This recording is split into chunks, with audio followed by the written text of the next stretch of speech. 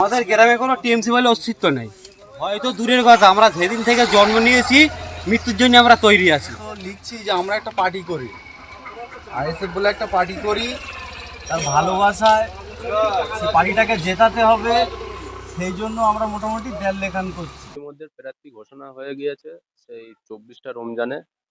সেই তার জন্যে রমজানের জন্য এতদিন স্থগিত ছিল। রমজান মাস বলে আমাদের এখানে ভাঙড় বিধানসভার মধ্যে মুসলিম মেজরিটিটা বেশি, সেই জন্য রমজান মাসে স্থগিত ছিল। তাই রমজান শেষে আমরা বলেছিলাম যে রমজান মাসের শেষে আমরা দেড় লেগানো কাজ শুরু করব।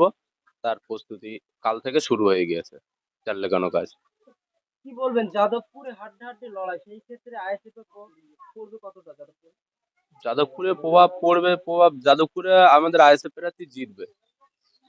প্রভাব বলতে সাড়া খুব ভালো আছে, সাধারণ মানুষের খুব ভালো সাড়া দিচ্ছে, যে মোটামুটি মানে আইএসএফ কে চায়, যে মানে নতুন দল, একটা ভালো সুন্দর দল, দুর্নীতি নেই, মানে কি বলবো, মানে সুন্দর বলতে কোনো দুর্নীতি, নতুন দল, কোনো রং মানে দুর্নীতি গায়ের রং নেই, সেই জন্য এই দলটাকে ওরা চাচ্ছে।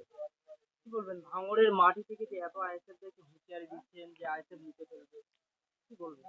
না, আইএসএফ এখানে মুছে ফেলবার মতন কারো ক্ষমতা নেই, কেন আইএসএফ দলটা খুব শক্তিশালী আর সব জন যুবক, সুতরাং এদেরকে কেস দিয়ে, মিথ্যা মিথ্যা কেস দিচ্ছে, বা কেস দিয়ে মারধর করে দমানো যাবে না। আর আমাদের যুবক ছেলেদের পিছনে আমাদের মা বোনেরাও আছে, এদের সহযোগিতায় আইএসএফ দলটা এখানে খুব শক্তিশালী আছে। শাসকের বিরুদ্ধে চোখে চোখ রেখে লড়াই যায় না? একদম শাসকের, শুধু শাসক কেন, প্রত্যেক বিরোধী দলের চোখে চোখ রেখে লড়াই চলবে। আপনার নাম? আমার নাম রেজাউল মোল্লা, কোন দলে?